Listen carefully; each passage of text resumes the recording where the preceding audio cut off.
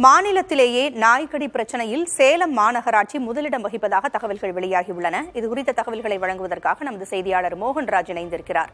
மோகன்ராஜ், மாநிலத்திலேயே சேலம் மாநகராட்சி தான் நாய்க்கடியில் முதலிடம் என்ற இந்த செய்தியானது நிச்சயமாக சேலம் மக்களுக்கு ஒரு அச்சத்தை ஏற்படுத்தக்கூடிய ஒரு செய்திதான். நாய்க்கடிகளிலிருந்து பொதுமக்களை காப்பாற்றுவதற்காக சேலம் மாநகராட்சி என்னென்ன நடவடிக்கைகளை மேற்கொண்டிருக்கிறது?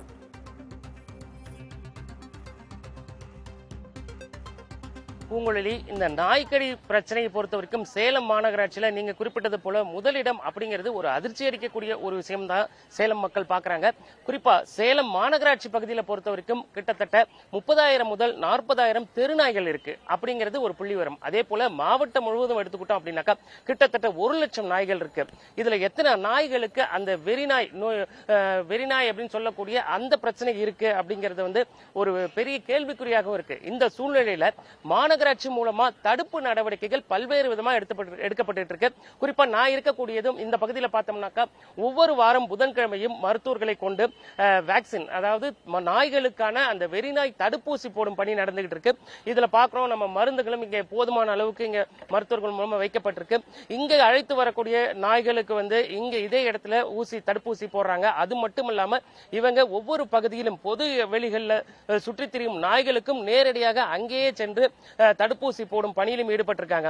இப்ப மிகப்பெரிய சவாலா இருக்கிறது நாய்களோட எண்ணிக்கையை கட்டுப்படுத்தணும் அப்படிங்கிறது தான்.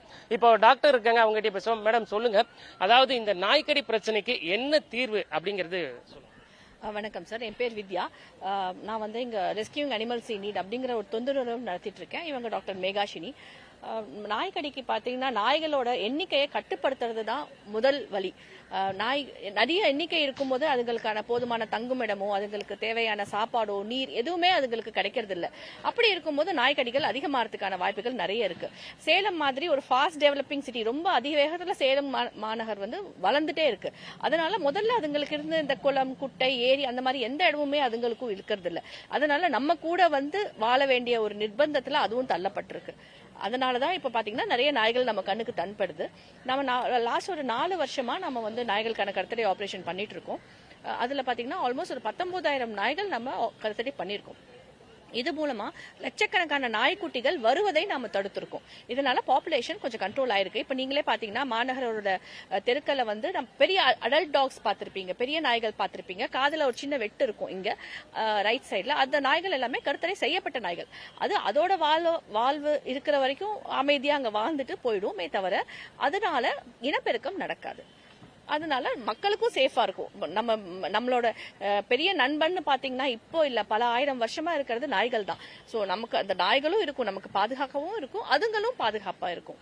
இப்போ ரேபிஸ் பத்தி, இப்போ வெறிநாய் கடி அப்படிங்கறதுல என்னென்ன பிரச்சனைகள்லாம் இருக்கு, என்ன மாதிரி சிம்டம்லாம் தெரியும்?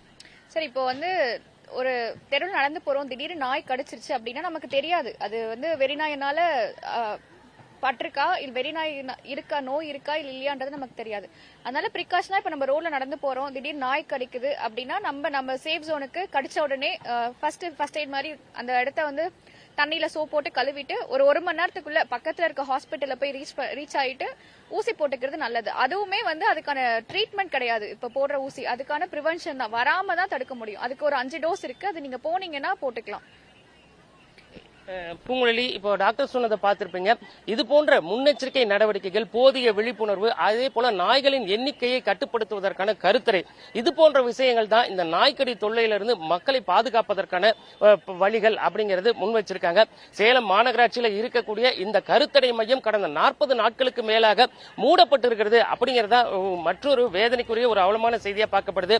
அந்த கருத்தடை மையத்தை மீண்டும் செயல்படுத்த வேண்டும். அப்படி செயல்படுத்தினால் பல நாய்களுக்கு இது போன்ற கருத்தடை அறுவை சிகிச்சை செய்ய முடியும். அதன் மூலம் நாய்களின் எண்ணிக்கையை கட்டுப்படுத்த முடியும் அப்படிங்கறத இவங்களோட கருத்தாகவும் இருக்கு. பூங்குழலி, தகவல்களை வழங்கியமைக்கு நன்றி மோகன்ராஜ்.